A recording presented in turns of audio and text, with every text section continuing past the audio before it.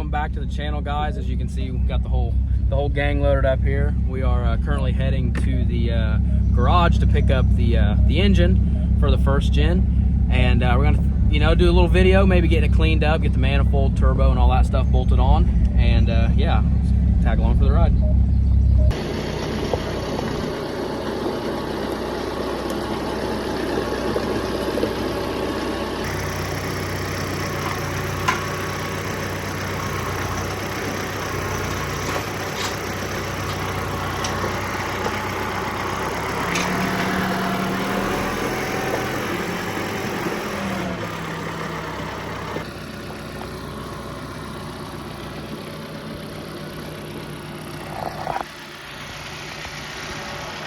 In case anybody was wondering, this is how not to load a $15,000 engine.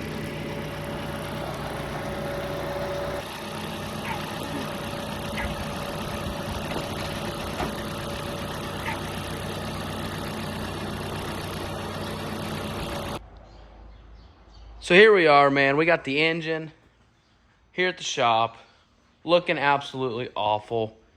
Paint looks terrible. It's just nothing to be proud of, guys. So what we're going to do today, we're going to get everything stripped off this engine here. And, yeah, we're going to try getting it cleaned up a little bit. Kind of do a different style paint job than what I'd normally do. I think we're just going to hit it with some black. And Sebastian actually kind of mentioned something I thought would be kind of cool is maybe do some gold splatter on it.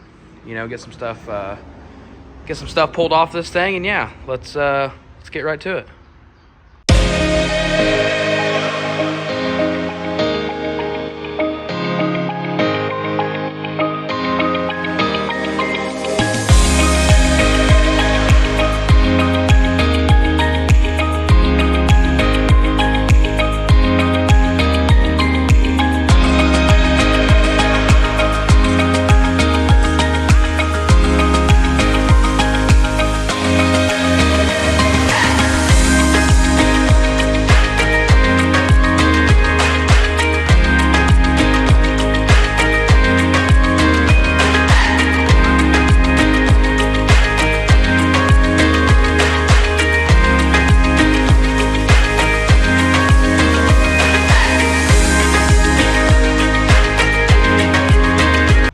Well, we went ahead and kind of got some stuff cleaned up a little bit. I know I'd mentioned maybe doing a splatter paint on there.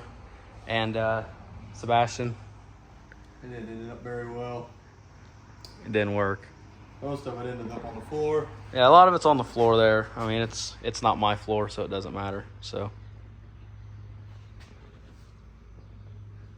it's his floor. But yeah, we're going to get the manifold bolted on here and try to figure out what exactly we're going to do with the wastegates. I'm not sure if I want to run the manifold up with the wastegates out of the hood or flip the manifold upside down, put the turbo up in the air, and run the wastegates out the fender.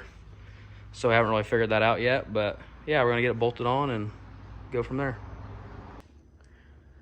All right, so I think we've decided how we want to run this manifold. I've kind of flip-flopped a couple different times, but I think this is the orientation at which I want to run it. With this facing down. A lot of times I like facing them up, or I usually use a competition style manifold where it's just straight flanged. But this particular manifold is a flanged downward, and it's got the wastegates up top, and I think that's how we're going to run it. Yeah, it is cool to see the manifolds flipped with the turbos up in your face, high mount style. That's awesome. It's just not really ideal for what we're doing right now. So this is how we're going to run it. With that being said, I kind of want to talk a little bit about the wastegates. These wastegates, basically what they help do is control shaft speed on the turbocharger. And a fuel-only application with my particular turbo, it's not really a big deal. It's not something that you're going to have problems with, fuel-only. Because we do plan on running a lot of nitrous through this motor, we're going to start out kind of soft on the nitrous stuff, but we do, by the end of the year, we will be spraying this thing down, man, because I just don't care. But with that being said, what these things do is when you spray all this nitrous inside this motor, what you're doing is you're creating a bunch of cylinder pressure and pressure here. You're making horsepower, right? And with this particular turbo setup, you will overspeed the turbo when you start spraying it with 2 or 3 large solenoids, big jets. you will overspeed the turbo. You get up over 80 pounds of boost, getting that 85 plus range, you are in the danger zone of taking the thrust out on that turbo. And so what this allows us to do is when you make all this horsepower in the cylinder, these wastegates will actually start to open up in here. There's springs in here. And what that'll do is it'll start relieving pressure from this manifold. We're spraying the nitrous, making the horsepower, but we don't want that horsepower going back through the turbo, essentially. So this gate and spring will start to open. As you can see here, there's a valve inside of there. It'll start to raise, and it'll allow cylinder pressure to come out of that wastegate. These particular wastegates are 45 millimeter TurboSmart gates. They come factory with a 35-pound spring in their high-pressure applications. That will not be enough for our fuel only. It will start cracking open way too soon. So our plan is to tap into the intake and run boost pressure with an air regulator to the top of these. And then I will be able to use that air regulator to add boost to the top of the spring, and that will allow this wastegate to stay closed until, I'm ready for that to open. 35-pound springs are just not going to be enough spring.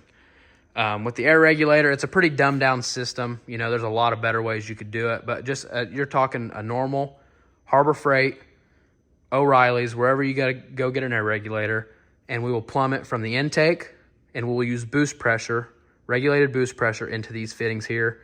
And that'll control the wastegates. We'll be able to dial that in, and we can go into that a little more in detail when we start plumbing stuff, putting stuff together.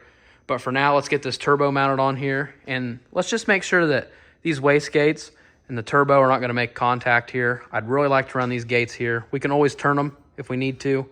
But yeah, let's get this turbo mounted, and let's just see what it looks like. All right, so we went ahead and got the turbo mounted up on here. Just kind of checking some oil line clearances, stuff like that, because we are using a different manifold than we had previously used. This is about what it's going to look like. We've got the turbo blanket on there. And it looks like if we pull some tight 90s out of them gates, it's going to clear that. No problem, man. This thing is looking absolutely sick. We kind of cheaped out on the turbo just a little bit. I didn't buy the big fancy bad boys. This is a billet unit. It is a cheaper unit, though. We're not going to get into company names and blah, blah, but yeah, with us experimenting with gates and nitrous, the last thing I wanted to do was bolt a $2,500 turbo on this engine just to say we can make an extra 60 horse fuel only when it doesn't matter because we are going to be spraying it. Like I said, this is an 80 millimeter. It's an 80-96 with a 132 housing on it. Most people would cringe at the thought of running something that large as a single on a 5.9, but we got it figured out. Paul Cato does the tuning on it, and I'll actually insert a clip right after the segment of this thing spooling up and taking off, and I'm telling you guys, it is a absolute blast to drive. We got a pretty loose converter in this unit. But yeah, that's pretty much what it looks like, and enjoy this clip, and that's pretty much going to wrap up this video. We're going to start working on maybe getting this engine in the truck, and we are weeks away from really starting this thing up and getting into doing some fun stuff, so tag along, and I hope you guys enjoyed the video.